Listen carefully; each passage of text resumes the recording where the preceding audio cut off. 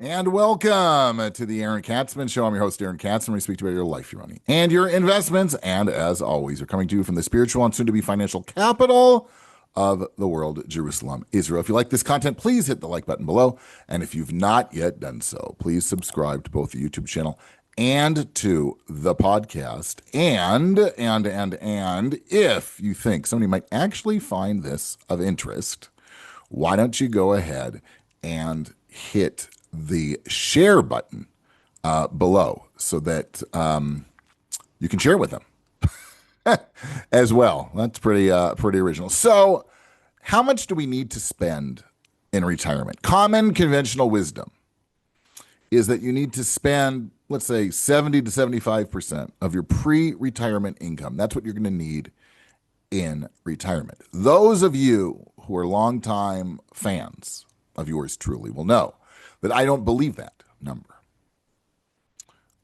I believe that one needs 100%, if not even more, of what they were spending pre-retirement. Why is that? Yes, I know that you don't have a mortgage. You're not paying, chances are by the time you retire, you're not going to be paying for any tuitions from children, stuff like that. But I have a basic equation. So for all you math people out there, get ready. The equation is leisure equals money spent, right? The more time we have, the more money we tend to spend. Hobbies cost money. Obviously, travel costs money. Taking your spouse out for brunch costs money, right? It's not so simple to fill up one's day when they're retired and not spend money. The advantage of when we work is that we are busy for 8, 10 hours a day, right? Maybe we'll buy lunch. Maybe we'll buy a shirt every now and then. But that's 10 hours a day that we ain't spending money. In fact, we're making money, right? So it's not so simple. And those of you who say, oh, you got to have less, don't necessarily believe them. Okay. And I came across a really interesting article from William Bernstein and Edward McQuarrie over at Advisor Perspectives. And they say, surely you've heard this comforting advice trotted out for those preparing to retire. Good news. You will only have to cover 70% of your pre-retirement spending because ... you don't have the money to fund anything more. So they're coming out this completely different. They did a whole bunch of research and voila. It's not that that's on average what people spend. They spend 70%. That's what you should spend. It's because they have no choice. They've got no money. The majority of people aren't doing a great job of saving for retirement. So he says, oops, we said the quiet part out loud. It would indeed be sweet if, at the instant of retirement, you could reduce your spending by 30% to live just as well as the moment before you retired. Think about it. Was there any other point in your life when you could have cut spending by 30% without any reduction in lifestyle? Oh, you might have had occasion to cut spending by 5%. That's believable. First, a screaming match with your spouse about their prolific habits, and then pulling a teenager's credit cards, then canceling this year's cruise because you were so bored last year. Yeah, maybe. But 30% less voluntarily, even though you have plenty of money and now have a lot more free time here in retirement, they don't buy it. And they go on, right? They just go on and they speak about that. In fact, they quote from Alicia Manel, who chairs the Center of Retirement Research at Boston University.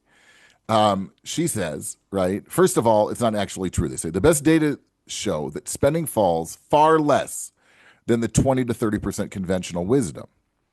Anki Chen and Alicia Manel's 2021 Center for Retirement Research study, for example, showed that spending fell by only about 0.75% per year in the overall population and 0.3% per year for the healthiest and wealthiest groups. At midpoint of a 20-year retirement, this computes to, respectively, spending decreases of 7.5% and 3%. What does this all mean? It means that it's a misnomer. Now, that same Center for Retirement Research has gone a long way in spreading the 70% or 75% number. Okay. So take what they're saying with maybe a grain of salt, but it's not so simple. Okay. In fact, there have been all kinds of studies. There was a study done by MIT's James Poderba, who dissected the total assets of multiple age cohorts. We strongly recommend anyone managing other people's money read their strategy, they say. What it turns out, okay, through the first four quartiles of income for Americans 65 and older, the percentages of income from Social Security were respectively 85%, 84%, 57%, and 18%. Right? That's shocking, right? That just goes to show how much Social Security makes up certain people's retirement income. Then they broke down individuals into their, if they had IRAs or defined benefit or defined contribution plans, 401ks. It turns out that only really the top two quintiles, where they had a median account value of nearly $540,000, and the next one $364,000. The rest of them didn't have enough money, right? They were hovering between under $200,000. Half of the group had under $100,000, right? So if you're living for Social Security and you don't have much of a nest egg, don't expect to be able to spend what you were spending before you retired, right? You're not going to have a choice. You're going to run out of money ultimately. Okay. And that brings me to a meeting I had a few weeks ago. I met with a woman, retired, who was living on Social Security, but also had from an injury, was getting a big payout monthly, a monthly annual payout, but it was for 20 years. It wasn't for more than 20 years. Assorted other bits and bobs coming in. But that came out to all those things that I mentioned, came out to about $115,000 a year. Not bad, right? You would think most people could probably make it. A single lady, $150,000 a year, added up all of her expenses. She needs $150,000 a year. And she wanted to know what I thought. So she said, well, we could do some really aggressive investing. I heard some ideas. Maybe I'll put some money there or put some money there. I'm like, you're not going to, risk yourself out of your issue, right? You're not going to invest so aggressively.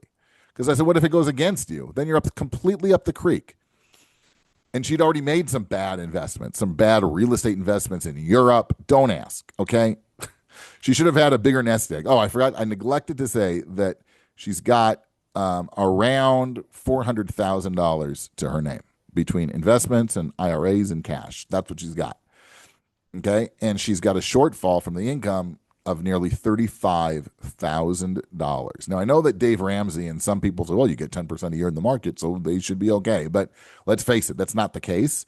Certainly, if you're creating a retirement portfolio and they're trying to generate income to live off of, that's pretty aggressive, right? 5% is probably aggressive. Everybody goes for the 4% rule. 5-6%, if you're willing to eat some principal, is doable. But I don't know too many planners who are planning saying 10% is a good distribution amount, or you're going to be able to generate that on a consistent basis in your portfolio. So I would stay away from that. So I said, well, there are a couple ways to do it. I know you're retired, but you're not an old retiree. You were like 70. So I said you could do a couple things. One, you can maybe get a part-time job. Okay, that would help. Anything that comes in is going to help, right? We just don't want you to run out of money in 10 years, because by the time you're 80 and you're broke, you're up the creek. Okay, so I suggested maybe getting a part-time job. I also suggested tightening up the budget. I mean, $150,000 a year for one person. And then obviously came all well, I can't do that. I'm living, I'm really, really living, tightly. I'm not spending frivolously or doing anything like that. And I'm thinking to myself, you're spending $150,000 a year as one person. How are you not living frivolously? How are you not spending money frivolously? You're certainly not living on a budget, because I could do a budget with my eyes closed based on what you've got. And I probably could cut $30,000 a year without changing your lifestyle. I mean, you have to be willing, if you're up the creek financially, to make certain changes. You can't meet, right? All my suggestions were met with, well, but I can't, no, that's interesting, but, right? It doesn't apply to me, because I need to spend this and I need to spend that and I need to spend that. So I said at the end, I threw up my hands. I said, you know what? You came to me for advice. I'm not going to advise you. Oh, they also wanted, well, maybe we could borrow against our 401k. And I'm like, well, that's not going to help you. Well, we can arbitrage and, margin, all kinds of crazy things. Yeah, it's not going to happen. So I said, first of all, if that's what you want to do, you want to try and borrow money and hope that that gets you out of your problem. I said, you got to the wrong person. Okay, I'm not going to do that. You came to me for advice. I'm giving you advice. I'm saying get a job,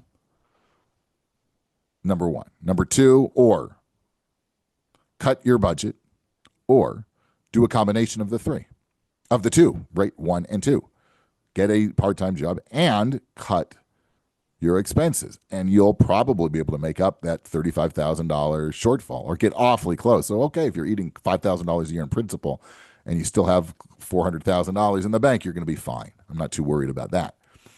But they basically said, well, thanks. We'll think about it. But it was like, we'll think about it. Like, okay, we're not going to think about it because you didn't give us the secret magic. You didn't give us the secret sauce, how we can turn a nice amount of money, right? $400,000 is not bad when you're also getting Social Security. You're also getting this payout, this injury payout, right? You're doing pretty well, right? You're making nearly $115,000 a year. One person. I would think they should be able to make ends meet on that, but who am I? Right? They need to spend $150,000 and they're not willing to do anything. Well, I'm sorry, but at the end of the day, I wish you a lot of luck, and I'll be here for you if you have any questions or whatever. But don't come back to me in 3 years saying I'm now down to $275,000 in my bank account and I still haven't solved the problem. Okay, because in 10 years you'll be out of money. It's pretty, when you count inflation and everything like that. If you're eating $35,000 a year and you've got $400,000 in the bank, you can do the math, right? There's no magic. Okay, so number one, what are our lessons from all this? You've got to save more money for retirement so that you have that buffer. If you are already retired, you have to live within your means, right? If all you're doing is Social Security and you got a couple of $1,000 coming in a year from maybe from a pension or from your investment, so it is what it is. It's what you created at the end of the day. But if at a younger age you take it seriously, you take retirement seriously, planning seriously, you'll have a nice nest egg, and then you won't have to be one of those people who spend 70% of their pre-retirement income right, and they're doing it out of choice. They have no other choice. They just don't have enough money coming in. So that's right. The statistics are all skewed because of that. That was so eye-opening about this research. It's on you, ultimately. Nobody's got magic and do cockamamie ideas with the hope that you're going to, it's like winning Powerball. You might win it, but is that your retirement plan to hit $1.5 billion in Powerball? That's what's going to, if that's what you're betting on, don't come knocking on my door and asking to move in when you turn 75 because you're broke. Okay. And I'm sure your kids aren't going to be too happy either when you show up with your suitcase and say, hey, Johnny, I'm moving in. You're moving in, Dad? Yeah, well, I got no more money left. I didn't win Powerball in September 2025. And that was my whole plan, son. Come on. Let's start saving for retirement. Let's being smart about it. Okay. And if you retire, you don't have so much money, live on a budget. Okay. Don't say, well, it doesn't apply to me. Everything applies to everybody else. It doesn't apply to me. I need to spend $150,000 a year. I don't have it, but I got to do it. Okay. No more dreaming. Okay. Reality. Let's live in reality, plan for reality, and we'll have hopefully a very secure and fulfilling retirement. You've been tuning into the Aaron Katsman Show. We speak to you about your life, your money, and your investments. If you like this program, please hit the like button below. If you've not yet done so, please subscribe to both the YouTube channel and to the podcast. And if you know somebody who's like in retirement or nearing retirement, might find this interesting, why don't you go ahead and hit the share button and share it with them as well. Thanks so much for tuning in, and we'll speak to you soon.